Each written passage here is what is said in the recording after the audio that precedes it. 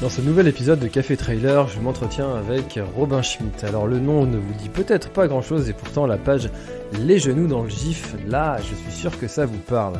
Robin est l'animateur de cette page. Alors, il n'est pas le seul, mais on va connaître l'histoire de cette page. On va savoir quelles ont été leurs difficultés, quels ont été leurs succès, comment a été la naissance de cette page, mais quels sont aussi les goûts de Robin en tant que pratiquant de trail. Bref, vous l'avez compris, on va parler de trail, des genoux dans le vif et aussi de Robin Schmitt dans ce nouvel épisode de Café Trailer pour l'instant outdoor.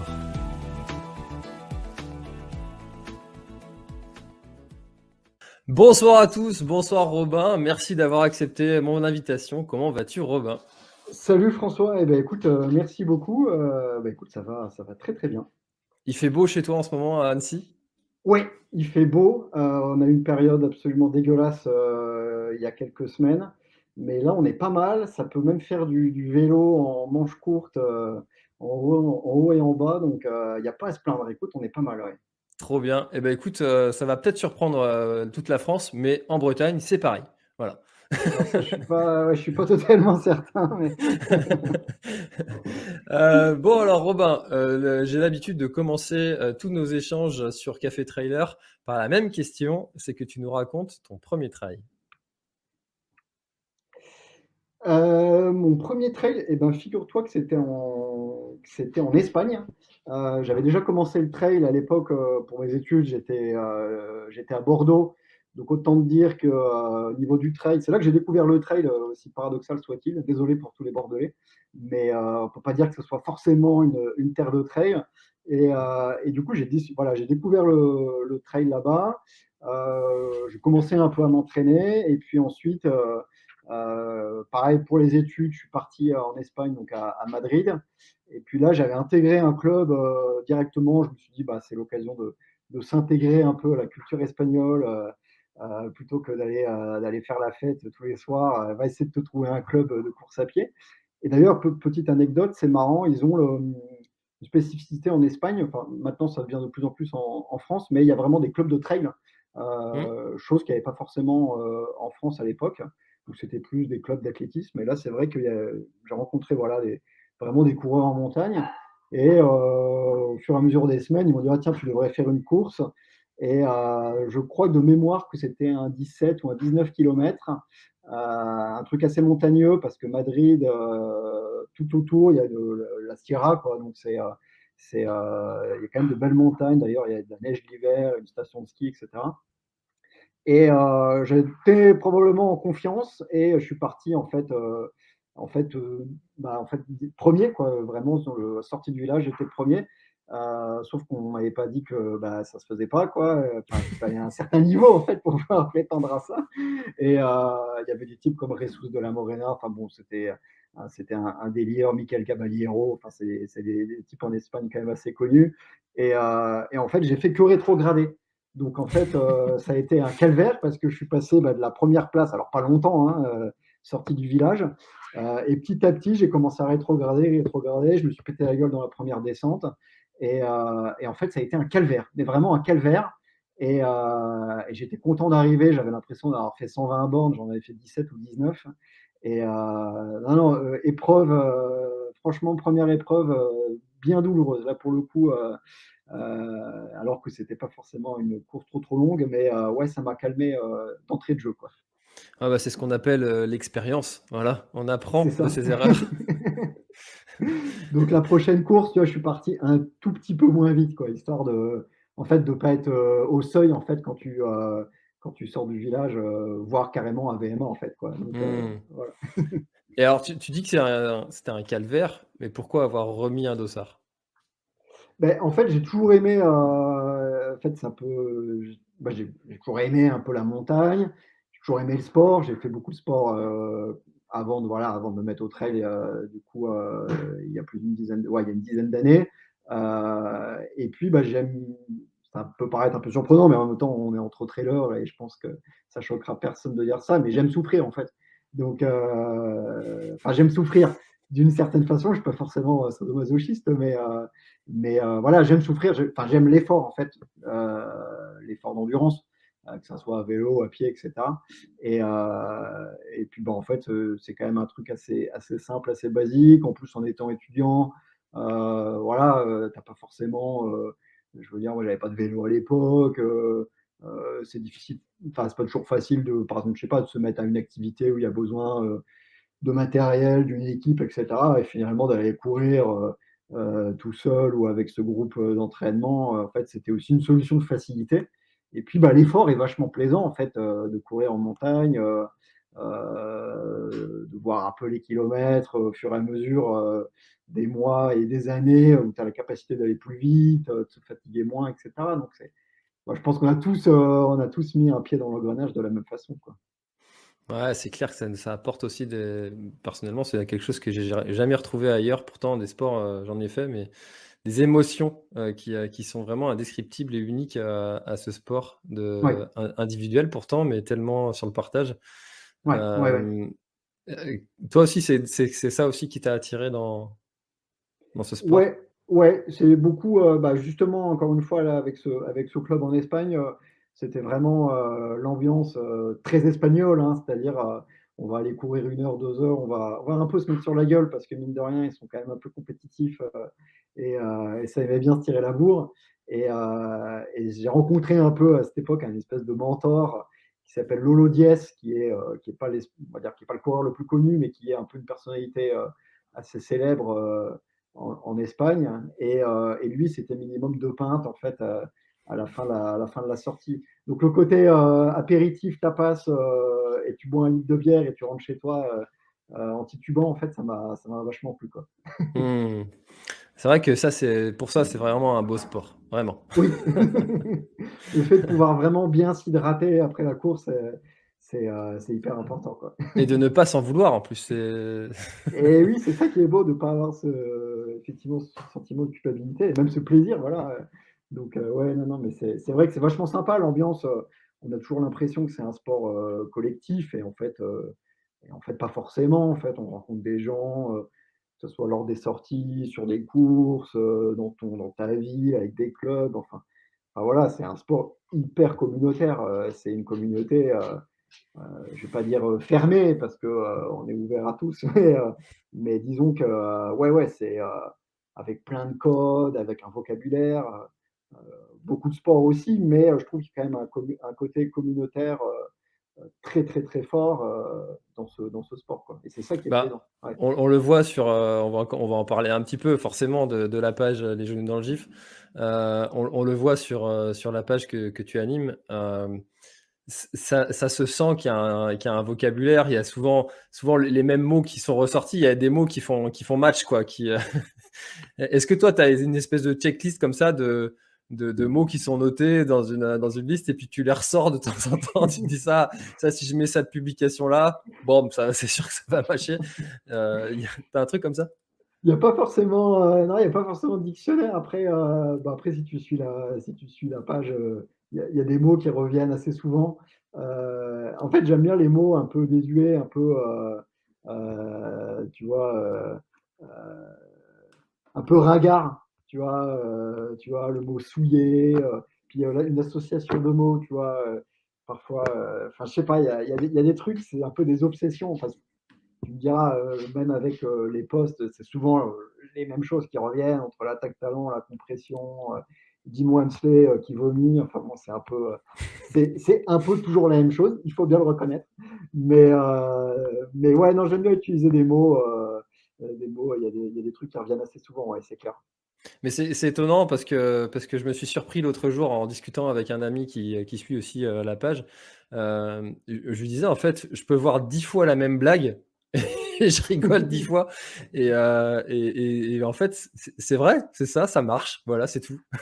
Ouais, c'est ça, ouais, ouais, non, c'est clair. Et puis, ce qui est vachement sympa, c'est le côté justement, réseaux sociaux, communauté, et une communauté, on va dire au sens large, du trail qui est, assez engagée. Et je le vois avec les jeunes Angifs où en fait il y a une espèce de surenchère, dans tous les posts. C'est à celui qui va sortir la plus grosse connerie, qui va sortir la photo, voir sa propre photo pour s'auto, bisuter.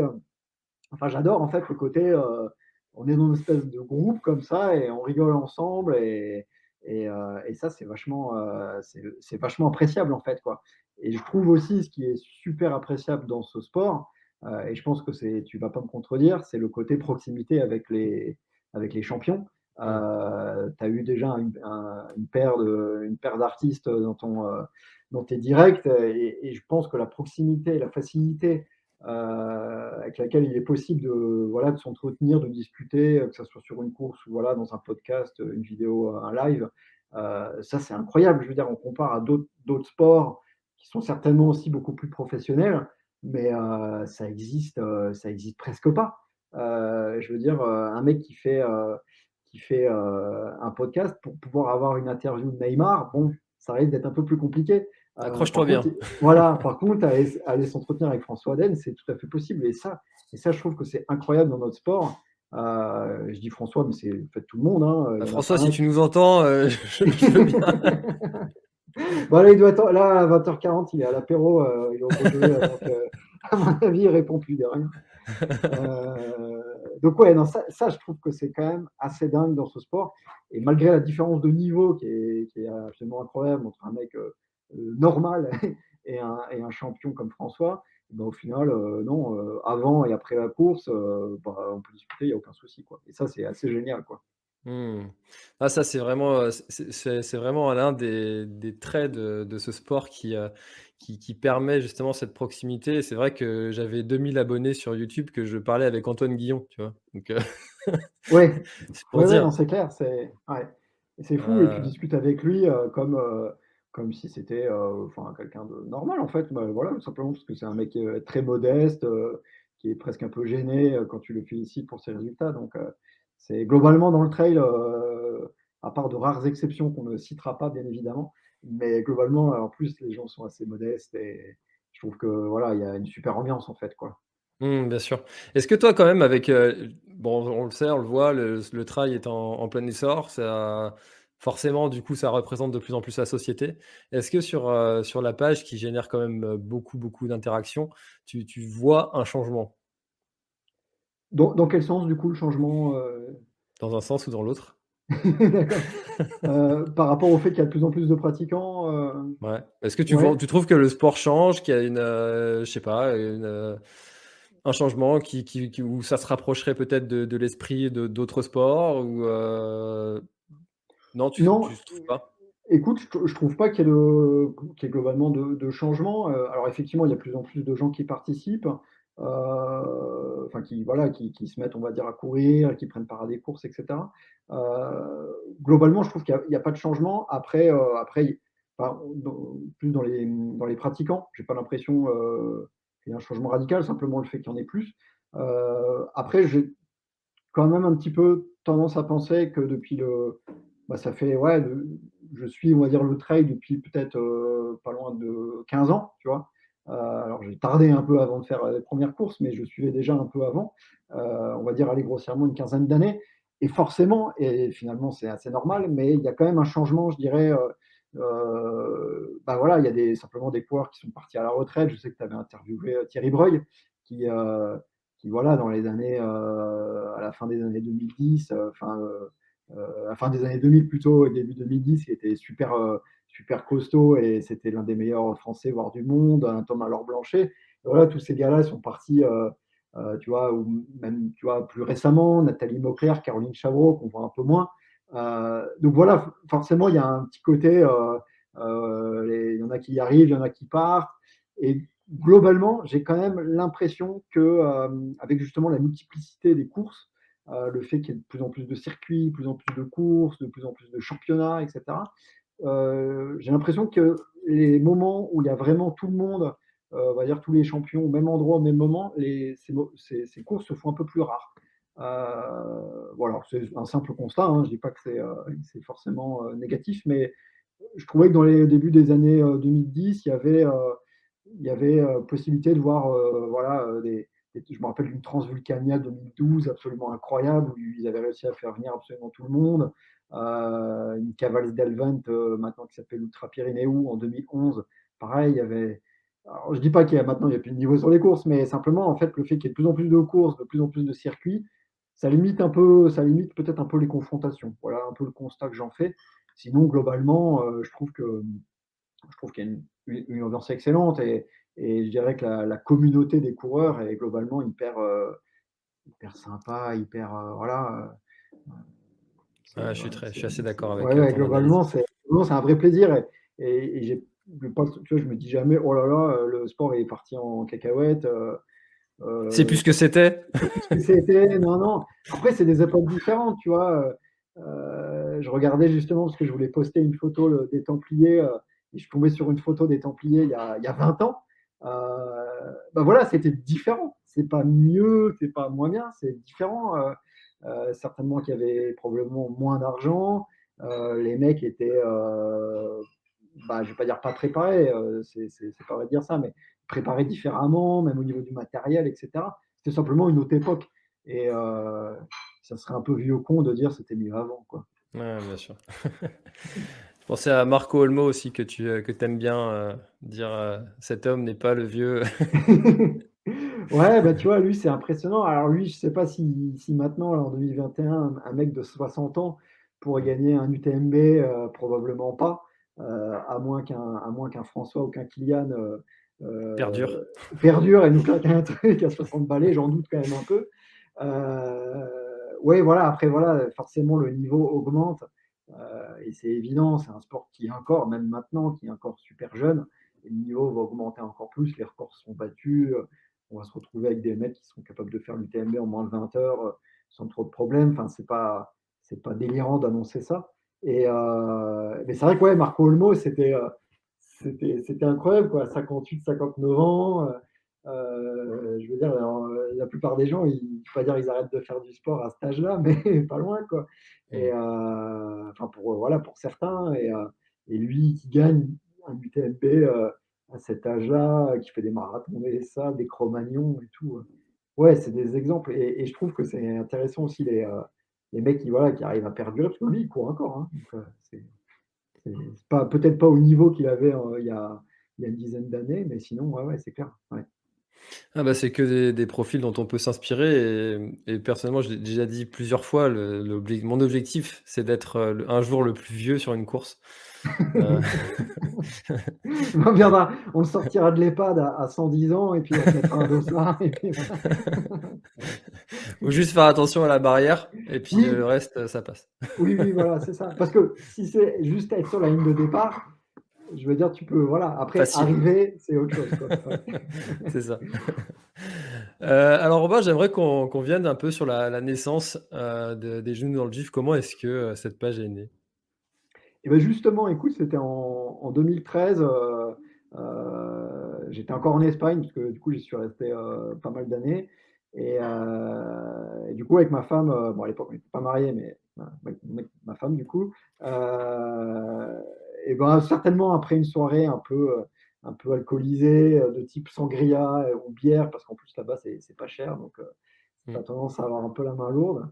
En fait, à l'époque, on suivait pas mal les Tumblr. Tu sais, c'est une espèce de plateforme qui maintenant est quasiment, enfin, qui est complètement has-been. Mais en gros, les Tumblr, c'était, comment dire, ouais, une plateforme sur laquelle tu pouvais créer une page. Et puis, à l'époque, la mode, c'était mettre des gifs. Donc, ces petites vidéos qui tournent en boucle de façon infinie. Et il y avait des Tumblr sur à peu près tous les sujets, médecins, professeurs, étudiants, enfin, il y avait vraiment, quel que soit le métier, l'activité, etc., il y avait un Tumblr. Et toujours, l'idée, c'était d'associer un GIF, donc la vidéo, avec une situation que tu pouvais retrouver, par exemple, quand tu étais étudiant, etc., quoi. Et il n'y en avait pas sur le trail. Si tu veux, on va dire, le seul guéluron de la bande, c'était des boss et des bulles. Mmh. Mathieu Forichon, qui avait créé, on va dire, un peu tout son univers, je dirais peut-être, il me corrigera certainement, mais je dirais que c'était peut-être en 2011 ou 2012. Et il y avait pas grand-chose d'autre. Et c'est vrai qu'à cette époque, je trouvais justement qu'il y avait beaucoup, beaucoup de niveaux et beaucoup, beaucoup de confrontations, mais justement que ça se prenait un peu au sérieux. Et du coup, avec Marion, on s'est dit, bah, tiens, si on lançait ce Tumblr, voilà, avec des petites vidéos et puis les situations qu'on pouvait retrouver dans le trail. aussi bien sur des courses. Et puis on a tout de suite eu, on va dire, apprécié un peu le côté un peu mettre des petits tacles ou titiller les champions, etc. Et puis, bon, en fait, on le faisait presque pour nous, en fait, tu vois, c'était presque histoire de se marrer nous-mêmes. On n'avait pas d'objectif particulier. De toute façon, il n'y en a jamais eu, tu vois, mais et en fait, ça a pris, bah, justement, Mathieu Forichon avait partagé, Kylian a partagé quelques semaines plus tard. Et puis bah, rapidement, une espèce d'effet boule de neige, on s'est un peu pris au jeu. Et puis très rapidement, on avait créé une page Facebook aussi. Instagram n'existait pas à l'époque.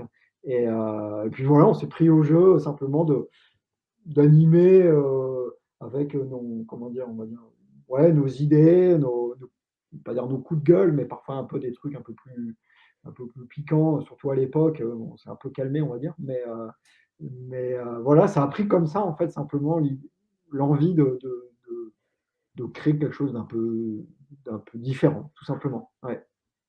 Et c'était sur quel sujet que vous étiez plus piquant, du coup?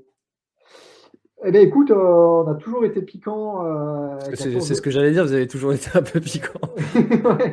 Ouais, ouais, bah, C'est quoi disons plus? que non, mais il y avait des moments, c'était un peu borderline.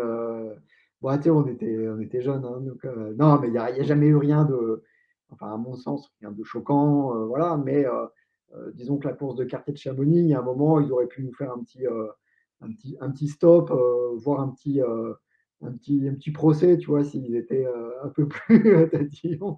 Donc, non, non, j'exagère peut-être, mais voilà, sur certains événements, on avait l'impression que c'était un peu pas forcément notre vision de la discipline, etc. Et puis finalement, je crois qu'on entretient tous une relation un peu schizophrène avec cette course, où à la fois on trouve que c'est beaucoup trop, que pour s'inscrire c'est un merdier sans nom, que c'est hyper compliqué, etc., que c'est cher. Et puis en fait, on est certainement beaucoup à être à Chamonix à cette période pour courir ou pour simplement regarder. Donc finalement, ouais, cette course, elle attire aussi, elle attire beaucoup. Mais ouais, on était voilà, un peu plus taquin, même sur certains athlètes, etc. Voilà, on chargeait un peu plus. Et puis au fur et à mesure, on s'est un peu calmé, l'âge aidant, voilà, quoi. Mais c'est très difficile, je trouve, de trouver cette frontière entre l'humour et la lourdeur, tu vois? Où c'est plus drôle, en fait. Et vous l'avez appris à vos dépens? Ouais, bah, c'est forcément arrivé parce que quand tu partages quasiment tous les jours, voire parfois plusieurs fois par jour, je veux dire, il y a pas de ligne, enfin, il y a si, entre guillemets, il y a une ligne éditoriale, tu vois, il y a un peu une pensée, un peu nos chouchous, les gens qu'on aime un peu moins, nos courses préférées, les courses qu'on aime un peu moins. C'est sûr qu'on a un peu souvent les mêmes idées, comme on disait, mais il n'y a jamais rien d'écrit à l'avance. Euh, Soit, c'est pas qu'il y a la pression d'écrire un truc et de publier quelque chose, mais voilà, le matin, je regarde un coup, tiens, le Facebook, Instagram, ah tiens, cette photo, elle pourrait être sympa, ou alors je vais penser à un coureur, ah tiens, ça fait longtemps qu'on n'en a pas parlé. Euh, et voilà, donc il n'y a pas de. Tout ça pour te dire qu'il y a vraiment beaucoup d'improvisation, parfois aussi un peu de la précipitation, et parfois ça peut créer effectivement, il faut réussir à être, comme tu dis, sur le fil en fait, essayer de sortir une connerie et en même temps de ne pas trop être offensant si tu t'adresses directement à un coureur. Euh, voilà, de trouver un peu les bons mots. Puis c'est pas toujours facile quoi. À l'écrit, à l'oral, tu arrives éventuellement à bobiner un peu le truc et à te rattraper. À l'écrit, une fois que c'est partagé, si vraiment tu as écrit un truc horrible, bon, tu as toujours la possibilité de supprimer le post. Mais c'est vrai que, enfin, faut pas se rater, quoi, quand même, quoi. Donc, ouais, ouais, ça nous est arrivé, sincèrement, deux, trois fois où voilà, on a été un peu loin et on n'avait pas, comment dire, on n'avait pas bien senti le truc. Parfois, la sensibilité de la personne aussi. Peut-être simplement qu'elle n'est pas dans un bon jour et toi, c'était le jour-là où tu avais envie d'écrire une connerie sur elle. Et puis voilà, mais voilà, du coup, globalement, ça se passe très très bien dans 99% des cas, quoi. Bon, tant mieux, Ouais, heureusement. ouais. Et du coup, à la suite des Genoux dans le gif, ça commence, ça naît, ça grossit, ça partage, ça like, ça commente. Heu, Vient l'envie de créer un livre, une revue, Ouais, c'est point ça. point de côté. Comment est-ce que cette idée est née et comment vous l'avez mise en place? Eh ben, écoute, elle est née autour d'une bière parce que souvent, les bonnes idées alors je sais pas si c'est une bonne idée pour une côté, mais en tout cas les idées, naissent autour d'une bière forcément. Et bah, tu vois, pour le coup, on parlait de la course de Quartier de Chamonix, comme quoi parfois, on lui reproche pas mal de choses et pour le coup, j'ai rencontré du coup Guillaume qui est maintenant on va dire notre associé, pour Point de Côté. Donc on est dans l'aventure Point de Côté, on est 3, donc il y a Marion, Guillaume et moi. Et du coup, j'ai rencontré Guillaume, en 2017, justement donc à Chamonix et voilà, on fait connaissance simplement. Ah tiens, tu fais quoi? Donc je raconte un peu et puis je lui dis et toi? Donc lui, il venait plus du milieu de l'édition. Il avait déjà écrit des romans et il était journaliste. Enfin, bon, il a plein de cordes à son arc. Il fait à peu près tout. Je crois qu'il est pas élagueur ni apiculteur. C'est les seuls trucs qu'il fait pas. Il est pilote de ligne. Mais non, non, il fait vraiment beaucoup de choses. Il est photographe, réalisateur. Enfin bref, il a le temps. Il a une famille, il a des enfants. Enfin ouais, je sais pas comment il fait quoi. Euh, Bref, du coup, on s'associe à lui. Enfin d'abord, on sympathise. Et puis, au détour, donc là, c'était au détour d'une bière et au détour d'un café à Annecy, du coup, on discute un peu plus en disant, tiens, on pourrait pas mettre un peu nos compétences, entre guillemets, ensemble. Et puis, je me suis dit, bah, pourquoi on ferait pas un livre, en fait, sur le trail. Lui, on va dire, arrivant un peu avec ses connaissances éditoriales, de comment faire, en fait, parce que quand tu te mets à faire un bouquin, sincèrement, c'est un chantier. Hein. Mmh. Tu penses qu'il suffit d'envoyer un fichier à l'imprimeur et puis c'est réglé. Puis en fait, tu arrives, bah, comme dans n'importe quel projet, je veux dire, j'imagine que pour toi, c'est exactement la même chose. Et puis pour n'importe quel boulot, finalement, tu fais face à plein d'imprévus. Et donc voilà, on s'est un peu associés comme ça. Lui venant avec ses qualités, nous venons un peu avec notre connaissance et notre passion du trail. Lui, oui, est aussi coureur, pratiquant, il fait beaucoup de parapente. Donc voilà, il avait aussi une appétence pour la course à pied et le trail. Et puis voilà, quoi, on s'est lancé et c'est Guillaume qui a rapidement insisté en disant, avant même qu'on lance quoi que ce soit, ouais, je pense que c'est bien de faire une revue ou un livre, mais je pense qu'il faut qu'il y ait une certaine récurrence et que ça revienne, voilà, faire une revue annuelle. C'était tout de suite l'idée, en fait. Et en fait, rapidement, en fait, la condition sine qua non, c'était qu'il n'y ait pas de publicité, en fait. C'était vraiment, on voulait quelque chose de totalement indépendant. On a été suffisamment, on va dire, taquin et sur les jeux dans le gif vis-à-vis des marques, etc. Enfin, C'était c'était pas cohérent. impensable, voilà, entre guillemets, de retourner notre veste. Enfin voilà, on a toujours pour revendiquer une certaine indépendance, et ce qui nous permet en fait de dire un peu ce qu'on veut. Et donc là, c'était vraiment l'idée, c'était de faire sans publicité et donc financé par les lecteurs, un peu à l'ancienne en fait, quoi. Comme on a l'impression comme ça devrait être. Alors c'est un peu utopiste, mais nous on voyait les choses comme ça. Et donc on avait créé une cagnotte, un financement participatif pour que les gens puissent précommander et participer en fait à l'élaboration de ce premier numéro. En fait, là, on a perdu le contrôle d'Internet. Euh, on avait reçu un coup de téléphone d'ailleurs de Mark Zuckerberg qui nous a dit de se calmer un peu parce que on était un peu. Internet est vraiment pouvait se casser en fait à cette époque. Non, non, mais sincèrement, on n'a rien compris en fait. On était vraiment, je m'en souviens, on était avec Marion et Guillaume et le jour du lancement, on dit bon, allez, on essaye, on verra bien, mais voilà, au moins on aura essayé, ça ne nous aura rien coûté, quoi, mais allez, on le tente, quoi. Et en fait, c'était n'importe quoi, parce qu'en 24 heures, on a eu la somme dont on avait besoin, en fait, pour produire la revue. Donc, c'était vraiment n'importe quoi. Et Ce dont rêvent tous les gens qui font des financements participatifs. Vous l'avez eu. ouais, ouais, c'est ça. Ouais, c'est ça. Bon, après, c'était pas 3 millions d'euros non plus, hein, mais, Ah ouais, bon. mais c'était, voilà, c'était en tout cas la somme qui nous permettait d'envisager ce premier numéro. de façon assez sereine, on n'était pas non plus ric-rac. Et puis bah voilà, comme je te disais, tous les imprévus, on pensait être assez large et en fait, il y a eu bah, évidemment 40 imprévus qu'on n'avait pas pensé, et dont le plus drôle en fait, qui est en fait, pour motiver les gens à précommander la revue, on avait mis à partir d'une certaine somme, mais c'était un peu le truc basique, c'était on vous dédicace la revue. Et en fait, le problème, c'est que on a eu, je sais plus, 2000, on a eu 2500 précommandes. Et on était là, bah, super, génial, allez, on va se faire une petite après-midi de dédicace. En fait, ça nous a pris 3 jours. Ça nous a pris 3 jours. Déjà, on a le camion avec les revues est arrivé donc chez Guillaume. Donc là, sa femme en fait, elle a pété un plomb parce que, si tu veux, la pièce d'en bas qui devait être une chambre, probablement pour un de leurs enfants, en fait, bah, était un entrepôt. Donc, pétage de plomb, en fait. Et, non, non, en fait, ça a été. Enfin, en fait, on se rend pas compte, mais d'écrire, même si c'est toujours la même chose, d'écrire ça 2500 fois, de le mettre dans l'enveloppe et tout. Alors on s'est marré, hein, on a passé 3 jours, mais c'était intensif, quoi. Ouais, ouais, c'était bien, bien marrant, quoi. C'est laborieux un peu comme travail. Ouais, c'est ça. Et du coup, donc premier numéro qui tombe, qui sort.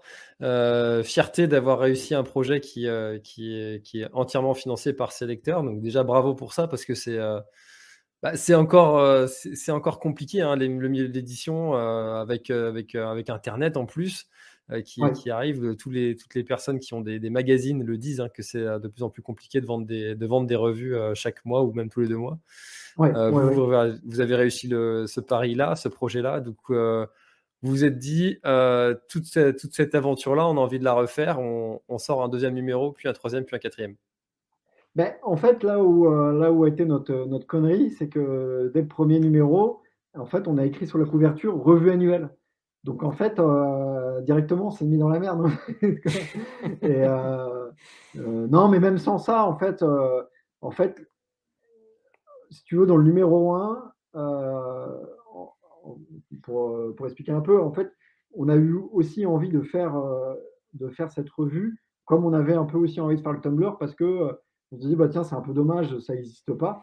Et on se disait, bah, tiens, c'est dommage parce que dans les magazines de trail actuels, il n'y a pas forcément de grands papiers, de papiers de 10, 15, 20 pages, avec des histoires un peu hors du commun. Alors, on n'avait pas la prétention de venir révolutionner le monde de l'édition, mais simplement de venir avec un truc un peu différent. Et, en fait, bah, tu vois, par exemple, dans le numéro 1, l'histoire de Joe Grant qui est suivi par un puma toute une nuit, qui finit par se réfugier dans une voiture. Enfin, c'est une histoire, mais tu pourrais en faire un film, quoi. Et en fait, des histoires comme ça, en fait, il y en a plein. Et on trouve que c'est les histoires les plus géniales. Et du coup, bah, dès le numéro 2, il y avait d'autres histoires qu'on avait envie de raconter. David Briand, là, qui est un coureur de Lyon, qui fait des ultra trails, mais qui fait aussi des ultras en natation. Enfin, tu vois, il fait des 48 heures en natation. Donc, déjà, toi, quand tu fais 5 longueurs, enfin, toi ou nous, hein, moi, je fais 5 longueurs, on a déjà ras la casquette.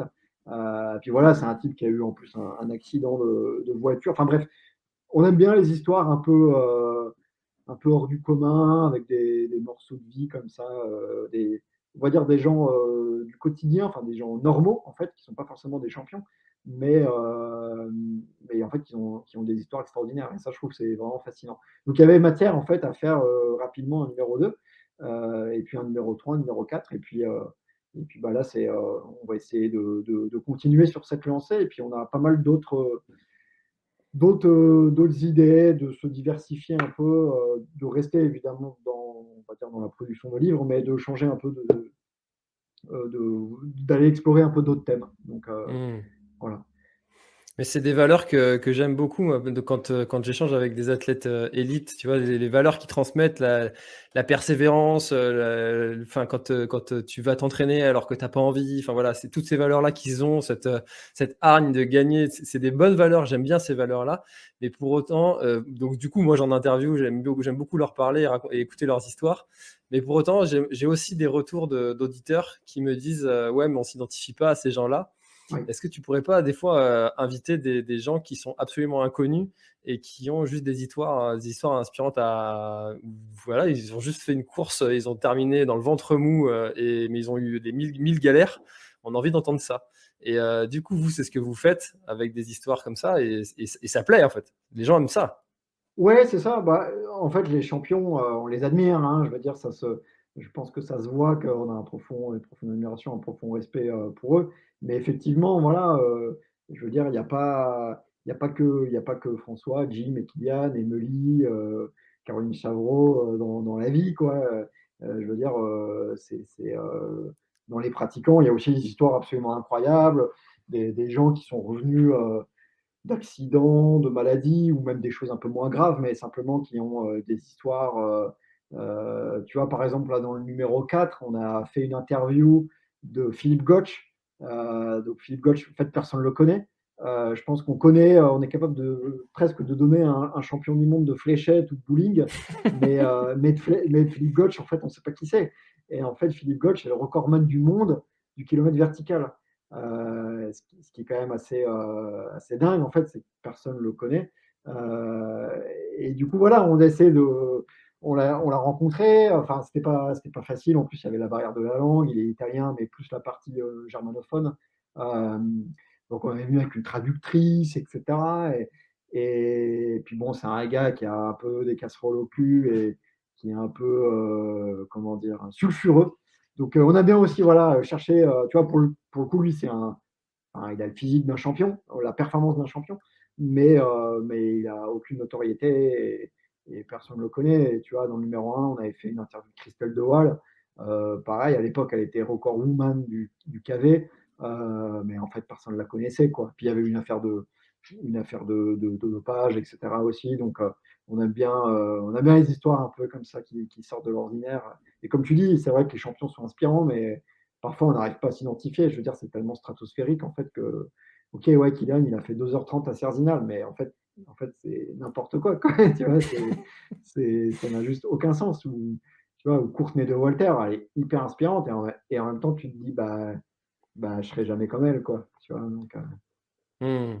Je me rendais pas compte avant de connaître un gars qui est très, très fort, qui habite, en Haute-Savoie et qui me met la misère, et puis, quand il m'a dit: «Ouais, moi j'ai mis 3h30 à Cerzinal» et puis je lui dis: «Ah ouais, toi tu mets 3h30 et lui il te met 1 heure? Putain la oui, c'est vache!» ça. C'est ça. Ouais, le gap reste quand même assez énorme en fait. Tu vois, quelle que soit la course, enfin la grosse course où il y a un peu la crème de la crème, c'est impressionnant les écarts rapidement. Ouais, je veux dire, ouais, non, ça c'est assez dingue. Il y a quand même un niveau maintenant, au fur et à mesure, qui est quand même de plus en plus haut, quoi, en fait. Ouais. Comment toi tu orientes, ta propre pratique? Tu plus tu vois, ça fait 2 fois que tu parles de KV. Tu plutôt vers les KV, plutôt vers l'ultra trail, ultra trail? Tu plutôt quoi? Non, ça, pas trop. Alors j'ai beaucoup été faire en voie, entre guillemets, faire l'assistance. J'avais fait l'assistance de mon père au Grand Raid. C'était un truc. C'était limite. Bah, de toute façon, ça, j'ai toujours revendiqué. Je trouve que faire l'assistance de quelqu'un, c'est plus fatigant que de courir la course. Je suis d'accord. On se rend pas compte, mais parce qu'en fait, quand tu cours, mais t'as pas de pression quelque part. Quand tu dois être là à l'heure, prendre la bagnole, te garer, machin, Surtout au Grand Raid. surtout grand, et là c'est une mission, c'est clair. Mais non, non, mais du coup, non, je suis vraiment, en ce moment en tout cas, et puis depuis, on va dire 2-3 ans, vraiment obsédé par le kilomètre vertical. Je pense que je pense que d'une manière générale, quels que soient les coureurs, en fait, on va vers un peu nos qualités, notre goût, en fait. Voilà, moi, je vois rapidement des gens qui commencent, qui peuvent courir un 50 km sans trop de problèmes. Tu vois, moi, 50 bornes, je trouve ça déjà long, en fait. Et il y a des gens qui rapidement vont se mettre sur un ultra trail. Ouais, ça ne me pose pas trop de problèmes, j'arrive à encaisser. Et par contre, les mecs, ils pourraient jamais faire un KV. Pour eux, c'est beaucoup trop intense, c'est vraiment se faire mal. Donc, je trouve que, en fait, naturellement, on va vers un peu ce qui nous plaît et aussi vers là où on est un peu bon, en fait. Enfin, même si on n'est pas le top du top, mais vers là où on se défend le mieux, en fait, quoi. Et c'est vrai que le KV, je trouve que c'est, moi j'adore l'effort violent, assez court, intense. Et puis j'aime bien le côté un peu symbolique en fait, de d'aller en haut de la montagne en fait, de partir, souvent d'un village, voire même à côté d'une église. J'aime bien le côté église et croix au sommet, je trouve ça assez joli. Et ouais, donc ouais, j'aime bien l'effort, j'aime bien le côté un peu, pas dire, spirituel, mais j'aime, ouais, j'aime beaucoup, ouais. Donc là, en ce moment, là, depuis 2-3 ans, c'est beaucoup de KV. Voilà. Hmm. Ouais. Bah, je t'inviterai au KV de Bretagne, D'accord. qu'il va falloir creuser pour pouvoir Ou faire la. voilà. Ou alors faire 5 fois 200 mètres de dénivelé. Ouais, c'est ça. Déjà, on a des téléphériques, hein, ça existe quand Ah même. oui, c'est vrai. Oui, c'est vrai. Ouais, non, mais je suis assez d'accord avec le coup de. J'ai jamais fait de KV et le coup de on s'oriente vers ce dont on est bon. C'est intéressant, ça. Instinctivement, on va aller vers quelque chose dans lequel on se sent bien. Même Bah, s'il je y pense, a, hein. Ouais. ça fait toujours bien la machine à café de dire que tu as fait la course la plus longue du week-end. C'est ça. Euh, Ouais, c'est sûr que ça sera toujours plus classe de dire, j'ai terminé l'UTMB ou Grand Raid, sans forcément donner le temps, que de dire, j'ai fait 30 minutes sur KV, ça va pas trop parler. Alors que si tu fais 30 minutes sur KV, a priori, tu es quand même plutôt l'un des meilleurs du monde. Mais ouais, ouais, non, c'est vrai que l'ultra trail, bah, voilà, ça c'est un peu le truc, central, un peu la référence maintenant en fait, c'est ça qui paraît moi, qui parfois me choque et qui me surprend, c'est quand même, le truc, un peu le Graal, mais en fait, si on s'arrête 2 minutes, en fait, c'est n'importe quoi, quoi. Je veux dire, c'est des distances de dingue, des dénivelés absolument monstrueux. Il faut, marcher ou courir la nuit, tu passes une nuit, 2 nuits, 3 nuits dehors. Enfin, franchement, en fait, c'est n'importe quoi, quoi. Et en fait, ce qui m'impressionne c'est qu'en fait, c'est devenu, pas la norme, mais voilà quoi, maintenant, ouais, tu fais un ultra, ouais, ouais, combien? 110, ouais, normal, quoi. Je trouve que quand en plus, tu vois, on est vraiment entre nous, entre guillemets, tu vois, dans la communauté des coureurs, ça paraît un peu fou en fait et puis quand tu discutes avec quelqu'un qui connaît pas du tout, la course à pied, le trail, là, il te prend juste pour un fou en fait, quoi, mais il y a quand même une banalisation un peu des distances qui est impressionnante, quoi. Ouais. C'est vrai que dans ce milieu, quand tu es dans le milieu, c'est ça. Quand t'en sors un peu, le gars te dit 50 bornes, j'ai déjà la flemme de les faire en voiture. Euh, si tu sors un peu de ce milieu-là, tu te rends compte que c'est pas si banalisé que ça. Mais par contre, quand tu es dedans, et c'est un peu, ouais, je milite un peu pour ça aussi, de revenir, d'insister de dire que les gens, quand ils te disent ouais, mais j'ai fait que le 50, tu sais, ils se Ouais, dévalorisent eux-mêmes, en fait. Alors exactement. que faire 50, enfin, tu regardes un peu autour de toi, dans ton entourage, il n'y a pas grand monde qui fait 50 bornes le week-end, quoi. C'est Ah mais je suis pas. complètement d'accord avec toi. Ouais, je pense qu'on peut prendre son pied avec n'importe quelle distance. Sincèrement, faut pas simplement juste, je pense qu'il faut simplement pas se forcer à se dire ouais, il faut absolument que je fasse un ultra pour épater la galerie et pour faire le malin le lundi matin à la machine à café, quoi. Si tu vas avec ton plein gré, ça te fait vraiment kiffer et que t'aimes ça, vas-y. Si c'est pour des raisons qui sont pas forcément le seul fait de te faire plaisir, bon, je pense qu'il faut faire autre chose, quoi. Ouais. Et puis souvent, quand c'est pour ça, au premier vomi, on abandonne. Ouais, en plus, ouais, c'est sûr que du coup, tu un peu moins la niaque, là, c'est clair, quoi. Ouais. Alors comment est-ce que tu vois, parce que là, donc il y a eu donc la page, enfin non, le Tumblr, la page, Oui. le livre. Est-ce qu'il y a quelque chose après? Vous avez des projets comme ça qui sont à naître, comment est-ce que tu vois l'évolution des Genoux dans le GIF? Bah, déjà, très sincèrement, c'est continuer de se marrer, quasiment quotidiennement, parce qu'en fait, quand je partage un truc, moi, ce qui me fait vraiment marrer, en fait, comme je te disais tout à l'heure, c'est la surenchère, en fait, dans les commentaires, les mecs qui sortent vraiment des trucs drôles et des mecs qui sortent des trucs drôles depuis hyper longtemps, quoi. Enfin, il y a des mecs qui sont là depuis hyper longtemps, donc c'est vraiment marrant, quoi. Donc ça, c'est voilà, continuer parce que c'est vraiment un énorme kiff en fait de faire ça. De trouver la petite connerie, de trouver le mot juste, enfin d'essayer de trouver le mot juste. Enfin, je trouve que c'est vraiment plaisant. Après, bah oui, point de côté, bah continue bien sûr. Après, il y a d'autres projets au niveau des livres. On est en train d'écrire un bouquin sur un jeune coureur catalan, mais c'est pas forcément un jeune qui percera, donc à suivre, à faire à suivre. Je pense que tout le monde a compris de qui il s'agissait. Donc on verra bien s'il perce. Et puis on a d'autres projets aussi, un peu de on va dire, produits dérivés entre guillemets, mais d'essayer de faire les choses essayant de conserver cette ligne un peu de faire les choses de la façon la plus qualitative possible, si possible avec des gens qu'on aime bien. Il faut que les planètes s'alignent. Et puis, bah, il faut pas, comment dire, faut pas oublier entre guillemets qu'on a tous un boulot à côté, quoi. Donc, on a chacun nos activités, nos vies de famille, etc. Donc, c'est sûr que si on était à temps plein là-dessus, on aurait comment dire, peut-être le temps d'activer un peu plus toutes ces idées qu'on a depuis pas mal de temps. Et puis, mais bon, écoute, en tout cas, on va déjà continuer les Joues dans le GIF comme c'est. Mine de rien, ça évolue un peu aussi. Même si il y a forcément des blagues un peu récurrentes, etc., on essaye de se diversifier. Moi, je prends vachement de plaisir à essayer de sortir un peu des histoires ou essayer de raconter un peu des courses, des choses comme ça. Mais tu vois, rien que ça prend vachement de temps. En fait, c'est un travail un peu journalistique, entre guillemets. Et du coup, ouais, ça prend quand même pas mal de temps. Mais voilà, essayer de continuer à se développer.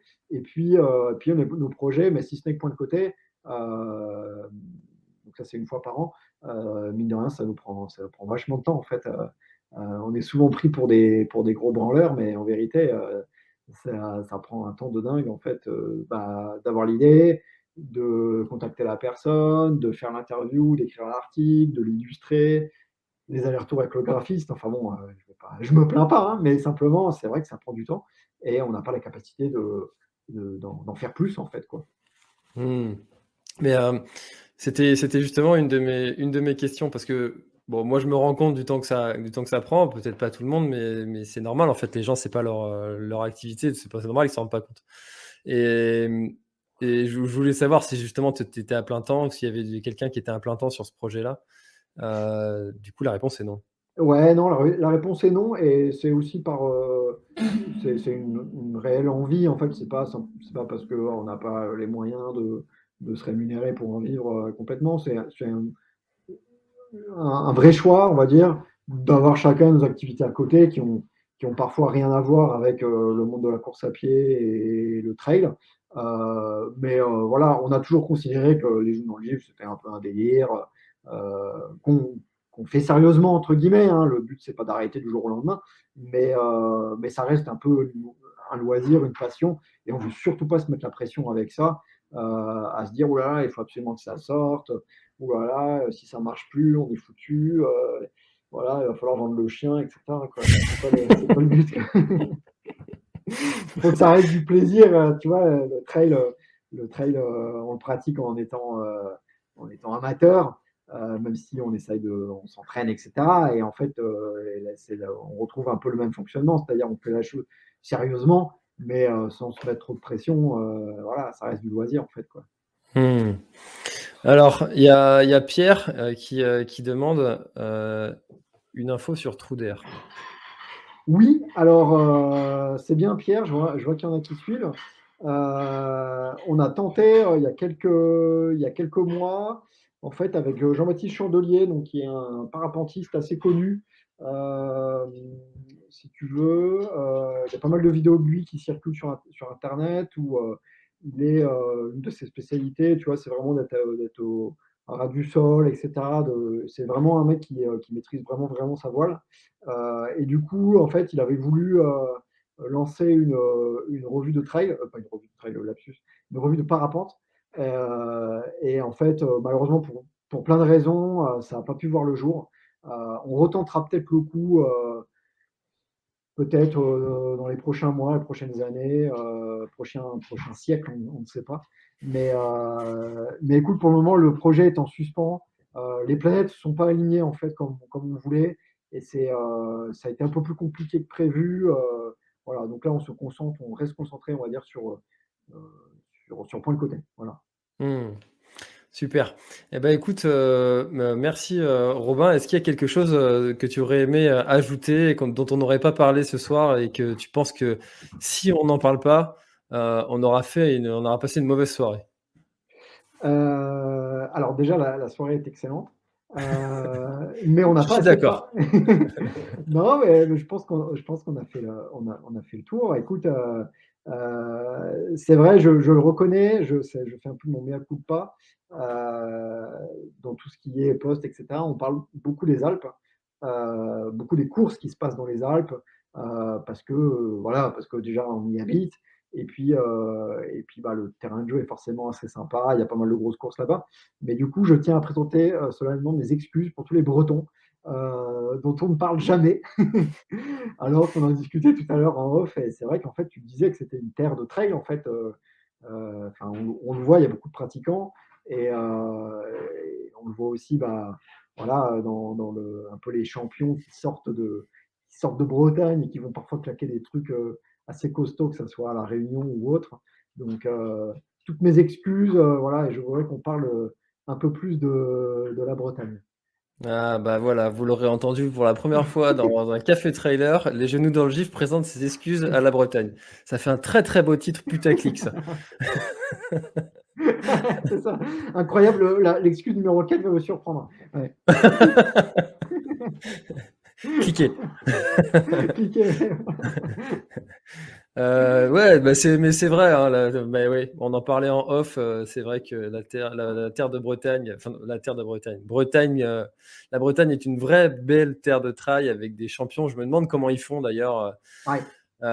Jean-Marc Lavigne, des Jérôme Lucas qui vont aller claquer des sixièmes sur 6e ou 8e, je sais plus, sur la Swiss Peak 360, enfin des courses incroyables sans avoir de montagne. Voilà, bon, ils font des stages en montagne, mais enfin voilà, donc il y a des très très bons Bretons et il y aura 2 teams bretonnes sur le Grand Raid de la Réunion qu'il faudra suivre. Donc le team Bretagne Ultra Trail, le team du Challenge West Trail Tour. Okay. Donc voilà, il y a du monde, il y a du monde. Il y a David Pasquieu aussi à une époque, qui tournait bien, qui est toujours présent en fait, il me semble. Ouais, il fait encore quelques courses. Il y a Christophe Malardet aussi, qui court un petit peu moins, mais qui était excellent. Il y a du gros client. Ouais, c'est ça. Bon, écoute, à l'occasion, quand on daignera quitter nos montagnes, on viendra courir quand même en Bretagne, parce qu'a priori, ça vaut le détour, quoi. Ouais, avec grand plaisir, vous serez très très bien reçus. Bon, avec plaisir. T'as bien compris qu'il fallait une bière à l'arrivée, c'est tout ce qui compte, quoi. Pas de problème. Alors là, par contre, je pense que le défi, ça va être de suivre la cadence. Et là aussi, il y a du client. Oui, c'est ça, c'est clair. C'est clair. Eh ben, écoute, merci beaucoup Robin pour cette petite heure d'échange. C'était vraiment très sympa d'en savoir un petit peu plus sur les Genoux dans le Gif, sur toi aussi, parce que c'est toi qui représente un petit peu l'équipe, parce qu'il y a une équipe derrière. Et puis aussi de savoir un petit peu plus ton parcours. C'était très sympa. Merci beaucoup. Écoute, merci à toi François. Bon voyage à La Réunion. Et puis donc à bientôt en Bretagne, hein. Je crois que le rendez-vous est pris, on n'a plus le choix, quoi. C'est noté. Allez, à bientôt. Merci beaucoup, à bientôt et salut. Ciao. Cet épisode est maintenant terminé, merci de l'avoir écouté jusqu'au bout et si vous êtes encore là, c'est sûrement qu'il vous a plu, alors n'hésitez pas à le faire savoir autour de vous, c'est la meilleure façon de faire connaître le podcast L'Instinct Outdoor. Parlez-en, partagez les épisodes, merci beaucoup pour votre fidélité et à très très bientôt dans un prochain épisode.